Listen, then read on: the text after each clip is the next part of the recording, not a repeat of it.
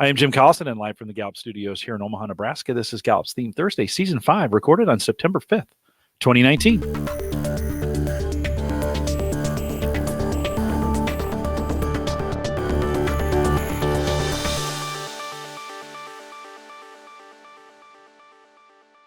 Theme Thursday is a Gallup webcast series that dives deep into the CliftonStrengths themes, one theme at a time, and today's theme is futuristic. If you're listening live, you can join us in the chat room available for you, or if you're listening to the recorded version, you can email us your questions, coaching@gallup.com. Maika Leibbrandt is our host today. She's a workplace consultant here at Gallup, and Maika, always great, hurricane or not, always great to see you. Welcome to Theme Thursday. Thank you. Hurricane or not, it is always my favorite place to be. So we're happy that you've joined us here talking about futuristic today. Specifically, this one describes a specific a cluster of talent. We'll talk about what that is, but we want to help you remember that whether or not you have futuristic as one of your dominant talents, this podcast really is for you. Our entire goal is to help you focus on those themes that you have the most potential within. And those are the themes at the top of your CliftonStrengths profile. So if you possess a great deal of futuristic, you probably find that it always describes you, which means we would call it a dominant talent. But even if you don't, but maybe you care about somebody who does, today's podcast is for you. I wish I had a cluster of talent. That sounds so great. I think it sounds a little medical, but it is. You have lots of clusters of talent. You should probably get those checked out. I should probably get it checked out. What does it mean to have a futuristic as your top talent theme? It means that you are grounded and inspired by what could be, that you make sense of today by placing it in the context of tomorrow, and you energize others with your visions for the future. It's one of my favorite I don't have that I really enjoy in people. So as I'm looking at people with this dominant futuristic, what might I notice? If you have high futuristic, you might notice that others come to you during hard times for that idea of where your brain is. So you might notice, Jim, if you're looking for futuristic and others, you might find that there's somebody you're drawn to when the present seems really difficult. Maybe that you find comfort in the clarity that they can offer, the picture that they can paint about where we're going without getting lost in where we are right now. If you have high futuristic, you might find it hard to keep your feet on the ground. You can easily and vividly daydream about what might be possible. The future makes more sense to you than the present. You may have been called a big thinker, imaginative, or even a dreamer. In some of our materials, we use that word dreamer to be like a barrier label. We really don't mean it in the sense as being negative. It really, truly means that you might have bigger dreams than other people. You might also go ahead, Jim. No, I was going to say those dreams I think are super important though, as we think about without them, oftentimes we don't move forward with stuff. Exactly. Or we move forward, but not as far as we could. I think futuristic has this ability to be sort of like a magnet for progress, to be able to say, no, we can go farther. We can jump faster. If you've got high futuristic, you might even find that you are less impressed by current revelations or big changes than the people around you. Maybe because you saw them coming, or because you're so busy imagining, again, with that magnet for where we're going, that you're imagining even something more big, more disruptive, more different. In this season, we've been spending a lot of time on the All 34 Reporter thinking about it. That has a new section called Blind Spots. And so as we look at futuristic, how could we be held back from excellence with these blind spots? So just a reminder, these blind spots are a possibility. They're meant to be a nugget of idea for you to think about how might you get in your way of your own success, or perhaps how might other people who don't have this talent theme perceive it. And we've got that responsibility to truly understand how we're showing up in the world so that we can absolutely be at our best. With high futuristic, you might find it difficult to celebrate the current moment because modern time kind of feels like the past. So don't do it for yourself. Find what's important to those you care about and celebrate them. Celebrate the person instead of the present. You also might find that others are struggling to see what you see or to be as excited as you are about what you see. And that could leave you and them both feeling frustrated. So make it a point to feel out your partner's capacity to dream. Spend time really understanding your vision so that you can feed it with other people who are equally enchanted and energized by what has yet to be practical, but also learn to pay attention to signs that someone is not following what you're offering. So keep offering your vision, but maybe learn to do it without attachment to it being right or being bought. It's sort of like letting a balloon go up without a string attached. Keep having these big ideas, but don't necessarily decide success or failure based on whether it energizes other people. I love that you use the word disruptor a little bit earlier in this, because when we think about the future, oftentimes that changes from the way what things we're doing in the past, and it causes disruption. That can be tenuous for a team. And so as we think about the role of Futuristic and what it does for a team, where can it really shine on a team? So Futuristic, when we think about the role that it plays, it falls into that strategic thinking category. And that's a category of talent that describes people who solve problems by studying. Specifically Futuristic, it's going to figure out today's challenge by putting it into the scenery of tomorrow. Sort of thinking about what's tomorrow's backdrop going to be, and then pulling today's challenge up to that. The role that Futuristic can play among other collaborators is perhaps to push the courage of current solutions beyond what others may have even comprehended, being able to say, hey, we can be braver, we can be bolder because you feel some safety in the future. Futuristic can expand how the group defines what's possible. It can also calm people down who maybe are feeling really weighted down by current challenges. I think Futuristic is tied, if you want to, it can be stitched really closely to hope. And so Futuristic can be hopeful and practical as a peer coach. To somebody with Futuristic, the future is real. It's not fluffy. It's not dreamy. It can be incredibly inspiring to tell other people what you see them achieving or becoming. Jessica Dawson is one of my close friends and one of our fellow course leaders here at Gallup. And she told me probably 5 years ago, she's like, Maika, I think you should start an Instagram account because the stuff you're doing on Theme Thursday is going to be a really big deal to people. And I thought she was crazy. And now it's where I spend a lot of great time and where we get a lot of great opportunities to make a difference for other people. But again, to her, that was real. She saw it happening. And that little nudge to say, all right, maybe stretch Futuristic into a relationship building or an influencing capacity by thinking about how great of a peer coach you might be. Let's compare Futuristic to other strategic thinking themes. So first, I want to go Futuristic and strategic. Futuristic is dreaming about what could be, getting the most energy from the future. Strategic is dreaming about possible steps and sequence. The most energy for strategic comes from sorting out patterns or themes or clusters. Again, another very similar theme to this is ideation. Ideation is creating new concepts, new products, and new ideas. Futuristic is considering where those concepts, products, or ideas might take us, and almost considering that from the future, and then pulling those new concepts toward you. Futuristic would say the unknown will be revealed with time, and it's thrilling to consider. Learner would say everything can be known and figuring it out is a thrill.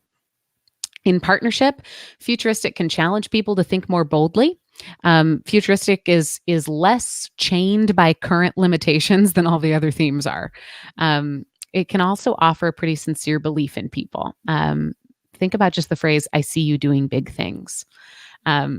So I'm also reminded, I mentioned Jessica earlier, I'm reminded of a question that I was asked in my freshman year of college in a philosophy class, or maybe it was economics. I don't even remember what the class was, but I remember the question. And it was something like, the richest man in business offers to buy you whatever you want. What do you ask for?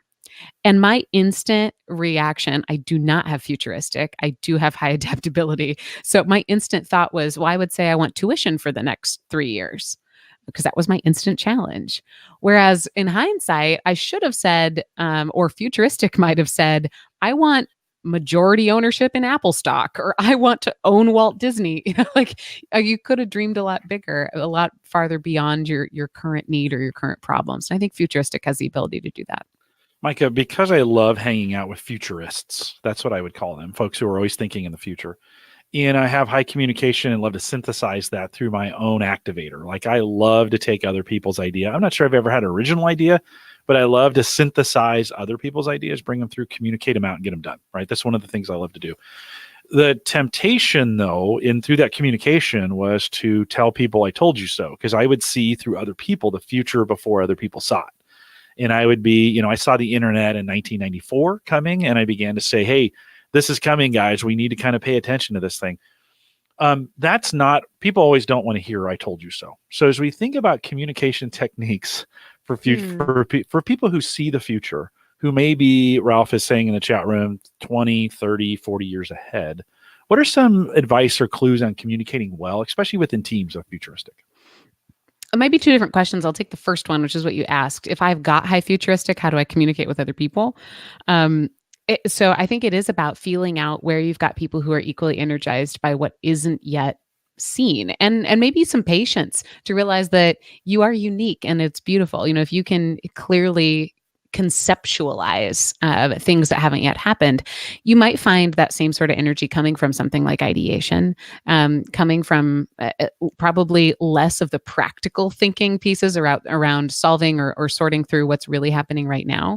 But pay attention to clues when you've hit somebody's hot button. And a hot button is something you could talk about for days, a moment where you're talking about something and their eyes light up. Find those people who can really feed your Futuristic. And then also, find great assists in people like Jim, who can take a Futuristic idea, get excited about it, and synthesize it, and then disperse it. So it might also be just allowing yourself to be the futurist and not having to come down off that cloud. But also pay attention to when are there times where you need to just sort of introduce your Futuristic before it introduces you, being able to say, hey, I'm sensing something really big. Would you like to hear what it is? If you are then thinking about how do you, without Futuristic, communicate with somebody who does have high Futuristic, give them time and a platform to dream.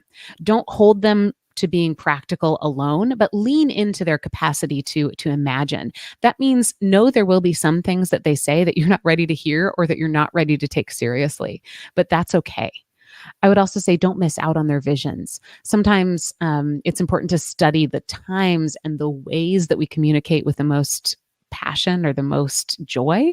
And for Futuristic, it can mean that those times or those pathways or those habits happen maybe around certain deadlines or in certain environments or even within certain relationships. There might be times when their future vision becomes more clear. So try and pay attention to those and recreate them as often as possible. What might also inspire or motivate somebody with Futuristic? Invite them to challenge current solutions with their stretch goals or their creative thinking. Don't require them to own or even follow up on any adjustments to the plan. We've said this about a couple other strategic thinking themes, and it might be true for even more than those thinking themes, but that capacity to serve as a really great advisor without having to own the execution. I would also say if you're wanting to inspire or motivate someone with Futuristic, do your very best not to ever put their feet in wet cement. Assign praise based on what they've inspired, not just what they've completed. Don't save recognition or praise for the very end of a project or a job. Give them room to dream about their own future. Remember milestones that they have predicted as being important. And also pay attention to how far out they're looking and allow them to keep looking farther. Are they imagining a huge goal? Maybe a preschooler with high Futuristic is thinking about where to go to college. Maybe a first-year teacher is thinking about what they'll be doing in their first year as an administrator. Make sure that you know that from the very beginning so that you can be ready to celebrate it as they get closer to it in just as big of a way as it seemed when it was in the future. So what can people with Futuristic do to practice this every day then? Think about having a countdown to big future milestones and check in with them regularly. It's going to help light up that vision for the future. I think season 1, your Futuristic guest was Jeremy Petrosini, and he talks about having high Futuristic. Something I also happen to know about Jeremy is he has had a countdown to his children's high school graduation date on his phone for as long as I've known him. And I've known him a lot longer than he's had high schoolers. So that idea of keeping those big future celebrations celebrations right in front of you. It's incredibly inspiring. I would also say get in touch with other dreamers, read about advances in technology, or find a writer, a podcaster, a leader whose visions inspire you, and spend some time being inspired. Write down or draw or measure what it is you're seeing. This is going to help you notice how often and how vividly you're spending your headspace in tomorrow, and flex your ability to get your own vision into the hearts and minds of other people.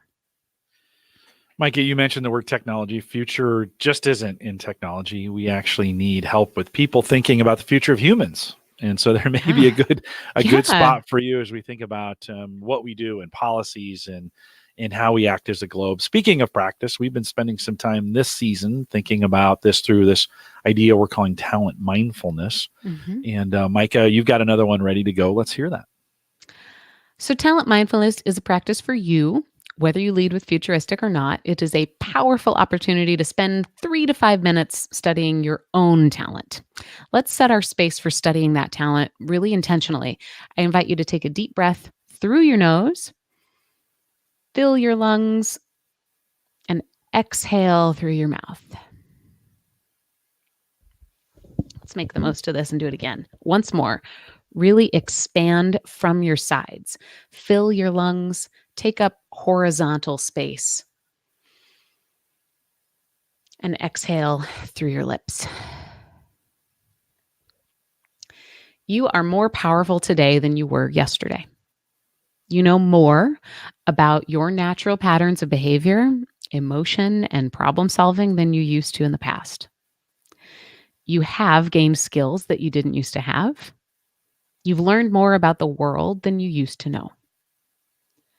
And your awareness is going to continue to expand, whether you try or not. It's part of being on the planet.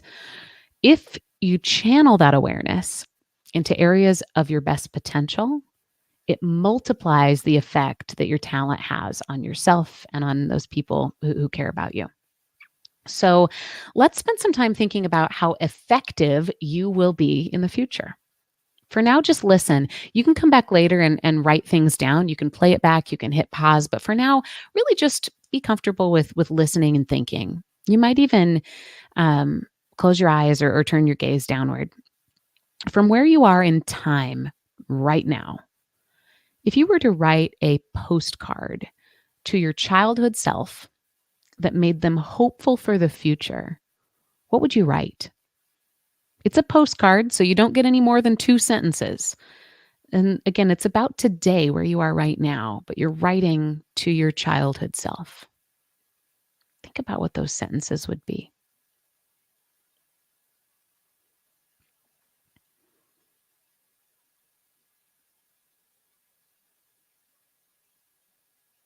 Keep your eyes closed. I want you to imagine now that you would get up from where you are and go to your own mailbox. In that mailbox, you find a postcard from yourself 10 years in the future. It's got a beautiful picture on the front, and you flip over, and there's your handwriting. What are 2 to 3 things that you read on that postcard that make you hopeful?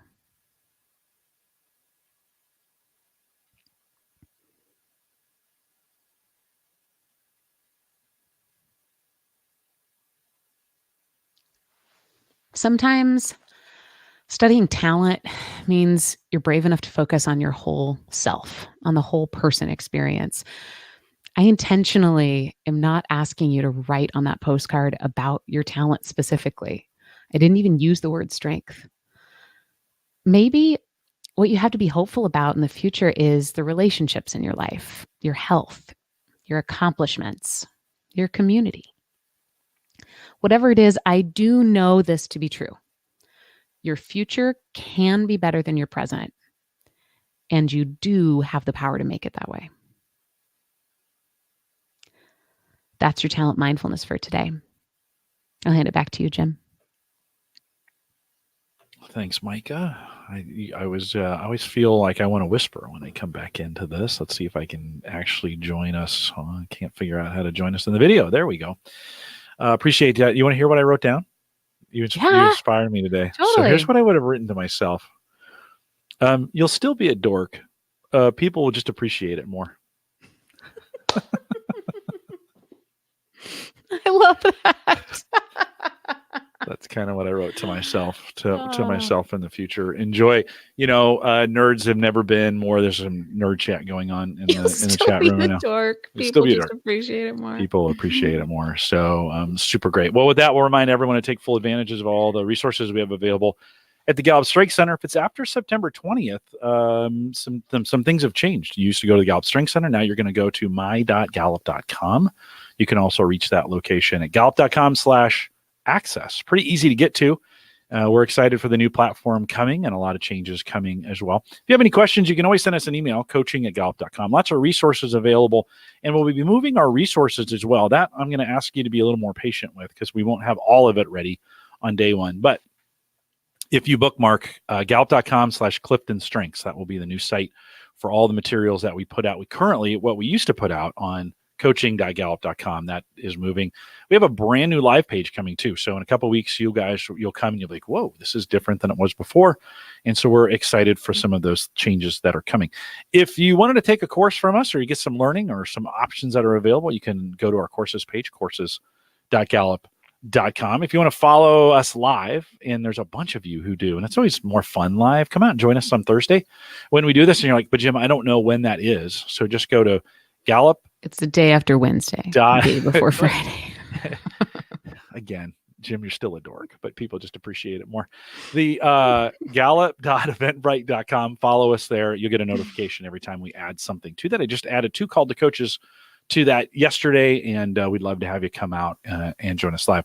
Be a part of our Facebook group as well, facebook.com/group/called-to-coach. And great community out there, a very kind community, and we'd love to have you join us as well. Want to thank you for joining us today. A little bit more in the post show as we do this. With that, we'll say goodbye, everybody.